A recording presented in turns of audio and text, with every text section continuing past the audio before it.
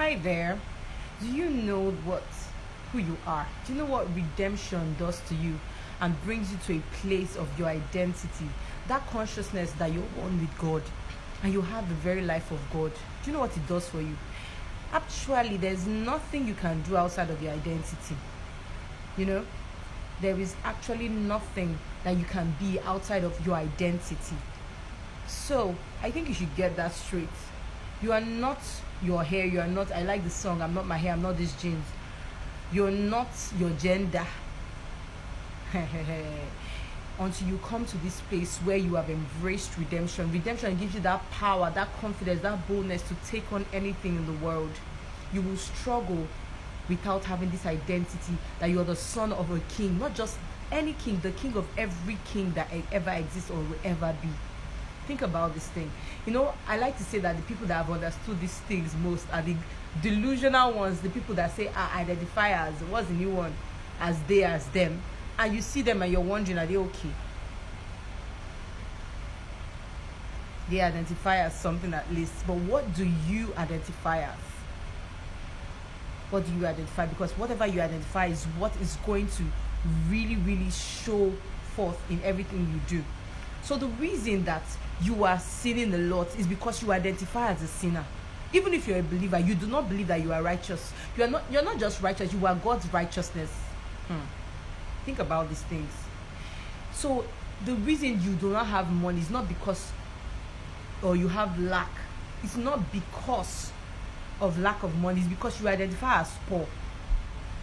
Now, these things I'm talking about is driving a consciousness into your being, and it takes sitting down in meditation, God kind of meditation, to take on who God has said you are. But first, identify that you are the son of God, the son of a king.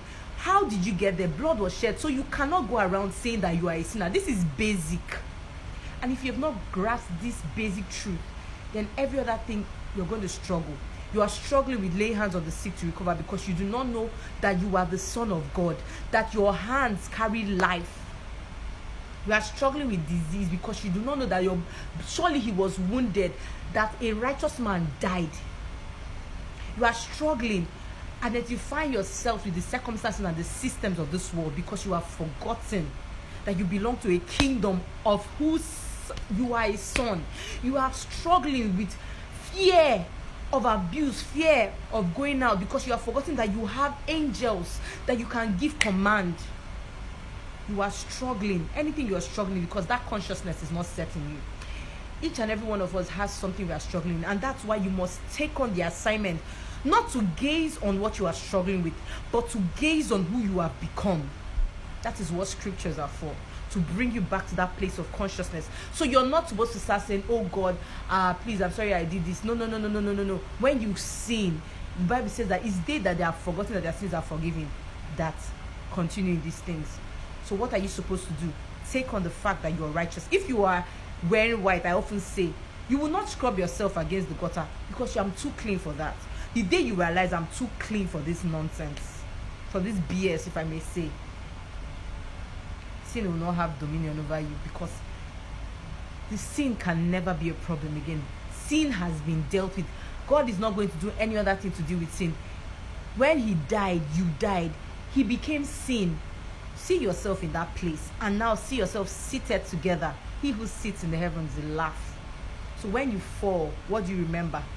You go back. It's okay. It's not time to cry. It's time to realize that I'm going to drive this consciousness. And you see yourself growing. You're like, Angie, I like the way you behaved in this situation. Oh, you didn't behave right in this situation. It doesn't mean that you're condemned. It means that I need to do more of staying on this truth until it takes over my being. So instead of looking at that disease and those symptoms, stay and look at the fact that he was bruised for my iniquity. The chastisement of my peace was upon him. He was wounded.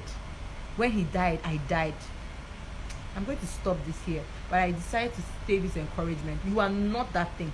Every other person in this world has an identity.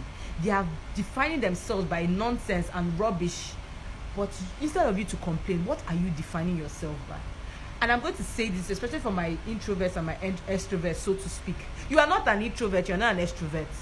You are what you are supposed to be. You are the righteous. When you need to be bold, you are going to speak. When you need to keep quiet, you're going to keep quiet. You are who God says you are. I'm going to stop this. Have a lovely day.